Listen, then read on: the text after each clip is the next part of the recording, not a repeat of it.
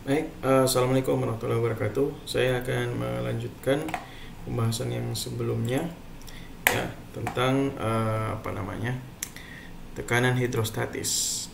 Ya, kita akan membahas, mungkin kita mulai dari membahas soal yang sebelumnya sudah saya berikan, ya, yaitu soal yang ini, ya. Nah, cara menghitungnya adalah seperti ini. Yang pertama yang kita perlu cari itu adalah berapa berat jenis pada masing-masing. Nah, berat jenis pada masing-masing di sini sudah tertera. Maka di sini 9.800. Terus di sini 133,1, berarti 133. Saya buat sederhana saja, ya. Sedangkan minyak itu 8,72, ya. Saya buat sederhana seperti ini saja supaya lebih mudah untuk dihitung nanti. Nah, berikutnya yang perlu kita lakukan adalah kita menghitung, ya, PA, ya, dikurang PB sama dengan pertama gamma air, ya, gamma air, terus delta Z.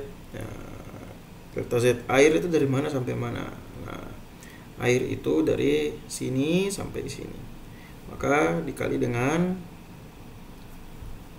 5, ya, 5 senti. Nah, sebelum kita pakai ini, ya, karena di sini kita lihat meter kubik, maka kita rubah ke meter dulu, berarti 0,05, ya, 0,05. Nah, sekarang 0,05 ini kita masukkan di sini.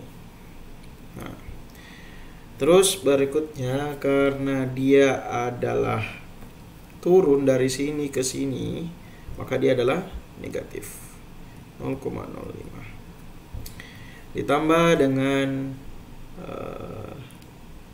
merkuri, ya, merkuri tertinggi,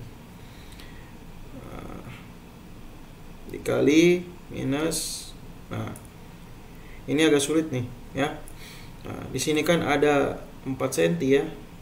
Nah, maka di sini adalah 11 dikurang dengan 4. Karena ini agak ke atas sedikit, ya, nggak persis sejajar dengan ini. Tapi di sini yang dihitung adalah 11-nya. 11 dikurang 4 adalah 7. Maka di sini adalah plus 7. Kenapa dia 0,07? Karena dia naik dari sini ke sini. Dan yang terakhir gamma oil dikali dengan karena dia karena dia naik, maka dia juga plus. Plusnya di sini adalah berapa? 0,06. Oke. Adapun PB, ya, PB di sini sudah diberikan 87 kPa, maka di sini adalah 87.000. Nah, maka kita rubah ke sini, ya.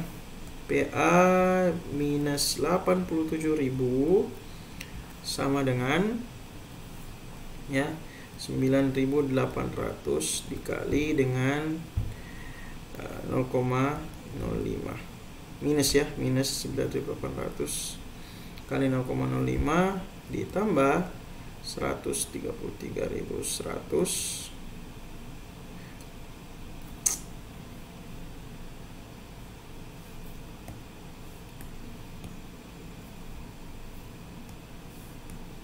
133.100 dikali 0,07 ditambah 8.000 tadi 700 dikali 0,06. Nah, ini nanti kalau kita kita hitung, maka nanti kita akan dapat sekitar mungkin 490, ya. Terus sekitar 93.017 ditambah 523. Nah, ini PA dikurang 87.000, kita pindahkan nanti ke ruas kanan. Maka PA sama dengan 87.000 ditambah 9317 ditambah 523 dikurang 490, maka nanti akan kita dapatkan sekitar 7 tambah 3 0, 2 tambah 1 9 0, 2 tambah 1 3 kurang 9, 3 kurang 9 2 jam 1,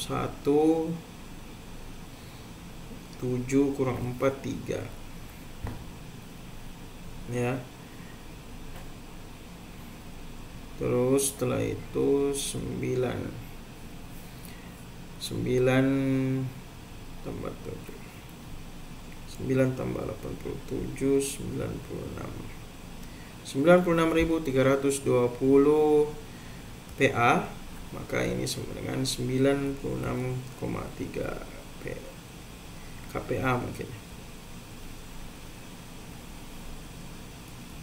KPA ya, sekitar itu jawabannya adalah sekitar 96,3 KPA. Oke ya, jadi kira-kira seperti itu jawaban untuk soal yang kemarin kita sudah bagikan. Baik, berikutnya kita akan bahas ya tentang ini, tekanan hidrostatis. Nah, sebelum itu saya perlihatkan sebuah video terlebih dahulu.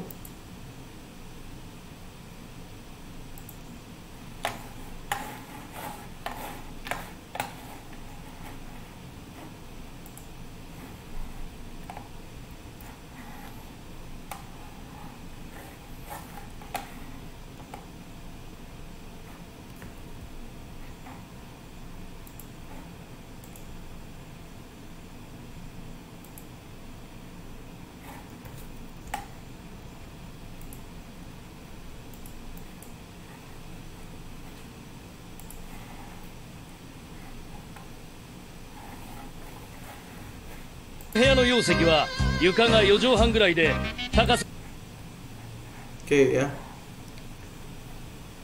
mungkin ini saja video yang diperlihatkan. Nah, dari sini kita bisa melihat ya bagaimana air mengalir melalui lubang yang ada ya, dengan bersumber dari tekanan hidrostatis. Nah, kalau kita lihat juga ini adalah bendungan ya, dan ini adalah spillway. Kita bisa melihat derasnya airnya ini karena adanya tekanan hidrostatis di sana.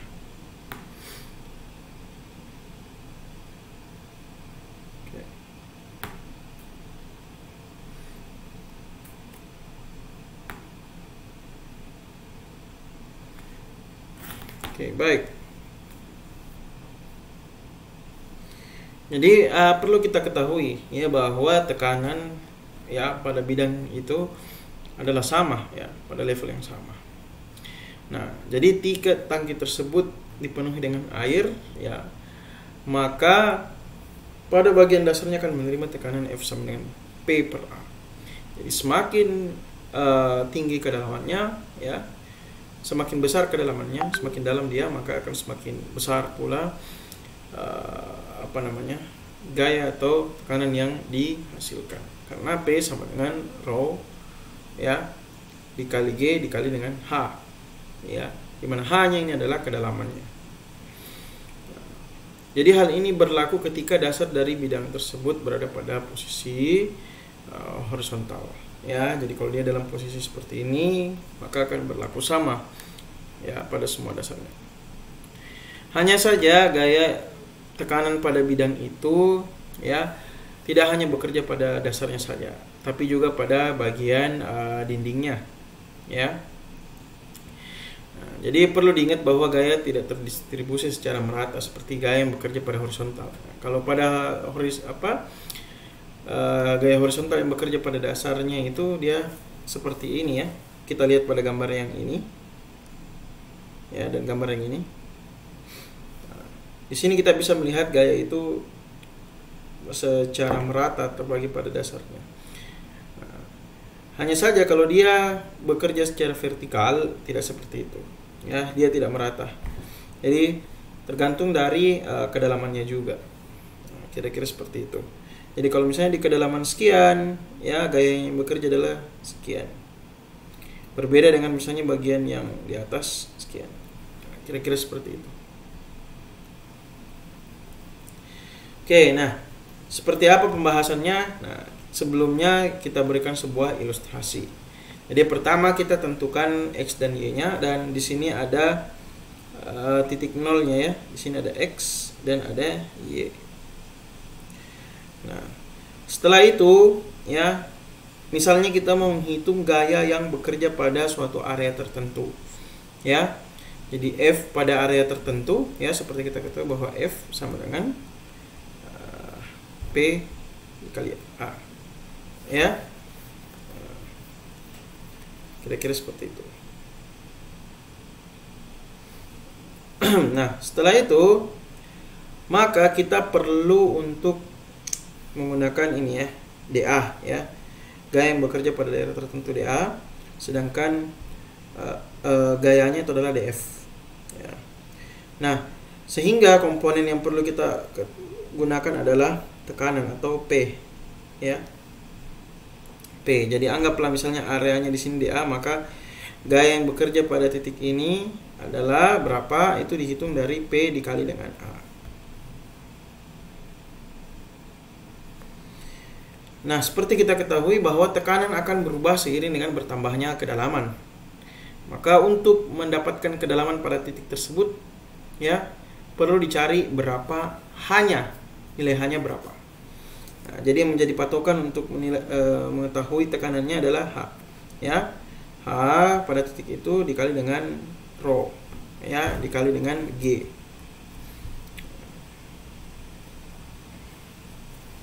Nah, nilai H ini adalah dari titik permukaan sampai ke titik ini secara vertikal ya. Nah, jadi apabila luas pada bidang kecil yang akan dihitung adalah DA, maka besarnya gaya tekanan pada bidang tersebut adalah DF ya, sama dengan P dikali dengan DA. P ini adalah H dikali gamma ya, H dikali dengan gamma. Sedangkan nilai H di sini dihitung dari sini ya, Y ya, Y dikali ya, Y-nya berapa? Jarak dari sini ke sini. Nah, sin alpha. Di alpanya ini. Alpha ini sudutnya ya. Nah, maka untuk mendapatkan gaya yang bekerja pada titik tersebut adalah Y sin alpha dikali gamma rho dikali G dikali DA. Maka kalau masing-masing ruas kiri dan kanan diintegralkan ya, kita integralkan keduanya, maka akan didapatkan bahwa ya dia adalah seperti ini. Integral dari Y sin alpha gamma DA. Terus karena ini adalah konstan, kita pindahkan ke bukan dipindahkan ke ruas ini ya, tapi dipindahkan ke depan. Maka nanti yang tersisa adalah integral dari gamma dikali dengan DA. Nah, ini kan sebelumnya sudah dipelajari ya, bahwa ini adalah momen statis bidang A terhadap sumbu X yang besarnya sama dengan A dikali Y0, di mana Y0 adalah jarak antara pusat berat luasan ya. Jadi di sini adalah sebuah luasan tertentu ya. Dalam kasus ini semacam pintu ya. Ada pintu, misalnya pintu bendung ya. Kira-kira seperti itu. Maka titik pusat dari luasan tersebut itu adalah di titik sini. Ya, kalau dia bentuknya segi 4, maka paling beratnya itu adalah di tengah-tengahnya. Nah, kira-kira seperti itu ya. Sehingga F sama dengan ya gamma ya dikali dengan sin alfa dikali A dikali dengan Y0. Jadi Y0 ini adalah jarak dari sini ya ke sini. Ya, ke titik pusat P0 ini. Jadi 0 sampai ke sini ya, Y0 itu adalah jaraknya. Sehingga didapatkan jarak dari apa namanya? Dari sini ke sini adalah Y0. Terus kedalamannya artinya dari titik sini ke titik sini H0. Ini disebut dengan H0 ya, H0. Maka F gaya yang bekerja itu sama dengan A dikali P0 ya. F sama dengan A dikali dengan P0 ya, yaitu pada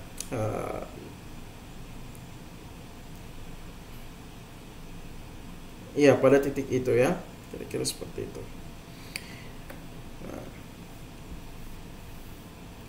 Nah, terus kita perlu ketahui ya bahwa tekanan hidrostatis itu ya bekerja ya pada titik tersebut ya, pada titik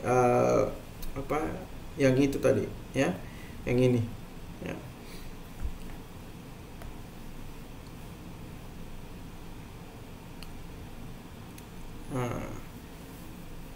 Pada titik yang P ini ya, dia bekerja pada titik yang P. Nah, adapun titik yang P ini ya tidak sama dengan Y0. Kalau Y0 ini tadi adalah jarak dari titik 0 ke ke pusat benda.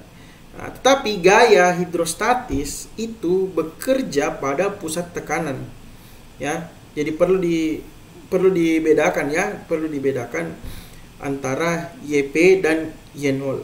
Jadi Y0 ini adalah jarak dari pusat berat luasan. Jadi luasan di sini adalah yang segi 4 ini ya. Terus YP itu adalah titik pusat dari gaya yang bekerja. Jadi gaya hidrostatis yang bekerja itu ya adalah pada pusatnya atau P. Oke, jadi P di sini menjadi pusat ya, dia menjadi pusat dari tekanan P. Jadi misalnya pusat tekanan terletak pada jarak YP dari titik sumbu O atau 0, momen gaya hidrostatik pada titik O adalah sama dengan momen gaya tekanan pada seluruh luasan terhadap titik O. Ya. Oke. Jadi walaupun di sini adalah pusat dari bidang luasan tadi, namun gaya hidrostatis bekerja ya pada pusat tekanan P. Ya. Kira-kira seperti itu. Nah, gaya hidrostatis tersebut ya bekerja pada pusat tekanan P. Misalnya pusat tekanan terletak pada jarak YP dari titik sumbu 0. Jadi dia bekerja pada titik yang ini ya. Nah, momen gaya hidrostatis terhadap titik O adalah sama dengan momen gaya tekanan pada seluruh luasan terhadap titik O ya. Maka jika integralnya kira-kira seperti ini. Nah, perlu diingat ya bahwa I ya, momen inersia sama dengan I0 ditambah dengan A dikali Y0 pangkat 2. Maka untuk mendapatkan YP-nya ya itu sama dengan I0 ditambah dengan AY0 pangkat 2 per AY0 pangkat 2. Dan jika disederhanakan lagi, YP atau pusat tekanan hidrostatis tadi itu adalah E0 ditambah dengan I0 dibagi dengan A dikali E0. Jadi YP adalah jarak searah bidang antara pusat tekanan pada permukaan zat cair. Ya, jadi YP pusat tekanan. Sedangkan Y0 adalah jarak searah bidang antara pusat berat bidang. Dan I0 itu adalah momen inersia bidang A, ya, terhadap sumbu yang melalui pusat berat bidang tersebut. Nah, ini adalah beberapa, ya, ini adalah tabel IO untuk setiap bentuk. Jadi masing-masing bentuk itu akan berbeda. Kalau dia segi 4 beda, segitiga beda, lingkaran beda, dan seterusnya. Oke, sekarang ada sebuah soal, ya. Ini adalah sebuah contoh soal di mana sebuah bendungan, ya, mempunyai lebar 10 meter. Dan desain kedalamannya adalah 10 meter. Ini 10 meter. Jadi ke sana, ya, kira-kira kalau kita gambar. Kalau kita gambar dia seperti ini. Nah, jadi dia seperti ini. Nah. Oke.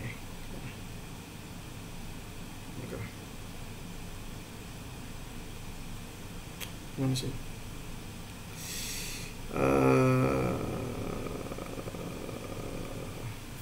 Kira-kira seperti itu, ya. Maaf, mungkin kurang bagus. Ini lebarnya adalah 10 m.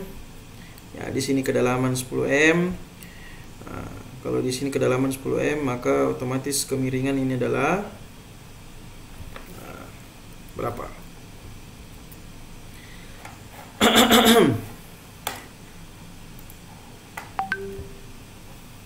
Sini 45, ya.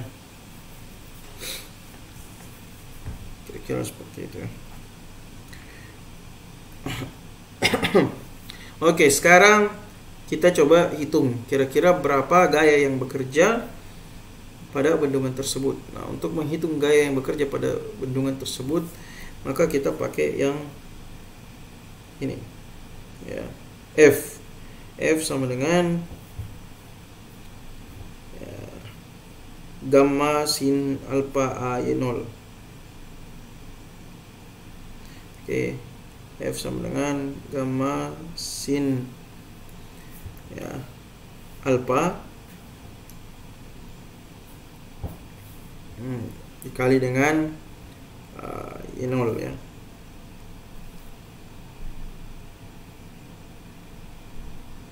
Oh, sorry, ada A nya juga. Oke, kali A dikali Y0. Nah, sekarang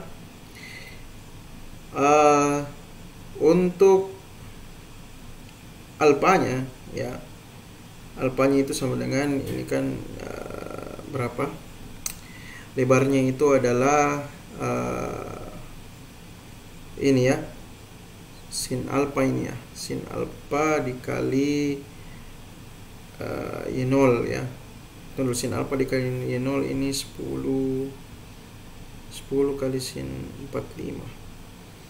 Maka ini sekitar 14,14, ya.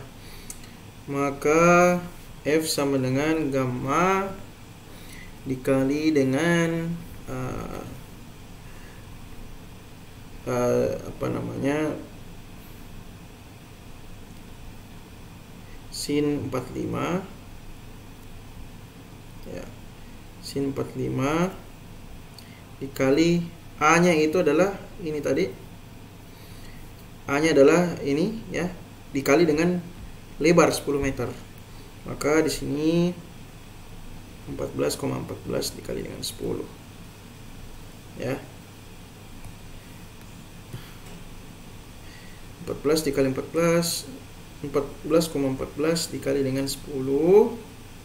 Sedangkan Y0 nya itu adalah, ya, jarak dari sini ke sini, ya. Terus titik beratnya itu adalah di tengah-tengahnya. Maka ini adalah 14,14 dibagi 2. Ya, Y0 kan prinsipnya seperti itu. Jadi kembali ke definisi Y0. Y0 itu adalah ke pusat pusat benda ya, pusat benda. Kalau dia segi 4, kalau kita lihat ini kan segi 4 ini harusnya ya, segi 4 karena dia ke sana melebar. Maka dia 14,14 dibagi dengan 2. Kalau dia segi 4 ya, maka dia dibagi 2. Maka G-nya ya itu adalah setengahnya. Nah, sekarang kita tinggal kalikan berapa 1000 dikali 9,81 dikali sin 45 dikali dengan ini semua. Nah, nanti akan didapatkan berapa ya. Nanti silakan kalian yang hitung sendiri berapa. Terus pusat tekanannya. Pusat tekanan ya, tadi kita sudah bahas pusat tekanan YP ya. YP sama dengan Y0 ditambah IO dibagi dengan A dikali Y0. Sedangkan Y0 tadi adalah 14,14 bagi 2 artinya 7,07 ya. Terus ditambah dengan IO. IO-nya di sini adalah berapa ya? IO-nya itu adalah 10 dikali 14,14 pangkat 3 ya per 12. Ini baru IO-nya ya. Nah, di mana dilihat dari sini? Nah, B-nya kan 10. H-nya itu kan ini ya. H-nya itu adalah 14,14. Nah, yang dimaksud dengan H itu adalah ini ya. Ini H-nya itu ini. 14,14 pangkat 3 dibagi dengan 12. Terus dibagi lagi dengan A dikali Y0. A-nya tadi itu adalah yang ini. Jadi di bawah ini adalah 14,14 kali 10 kali 14,14 per 2. Nah, kira-kira seperti itu. Oke, sebentar, saya tambahkan dulu halaman ini. Sepertinya sudah terlalu ramai. Jadi mungkin saya akan tulis ulang saja.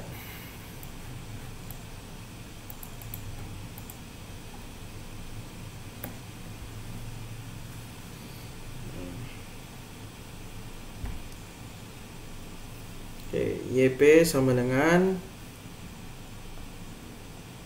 Y0 ditambah IO ya dibagi A YO. Maka YO itu tadi sama dengan 7,07.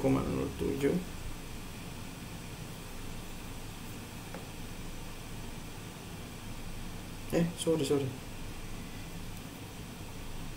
Y0 itu sama dengan 7,7. Ayo 7,07 per 2. 14,14 per 2 ditambah dengan IO itu adalah 10 dikali berapa tadi? Dikali 14,14 pangkat 3 per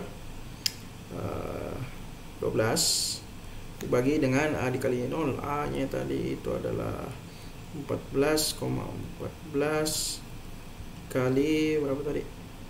10 kali dengan 14,14 per 2. 7,07 saja di sini. Ya. Nah, nanti kita akan dapatkan berapa hasilnya ya. Nanti hasilnya itu akan menjadi segini 9,43 ya. 9,43.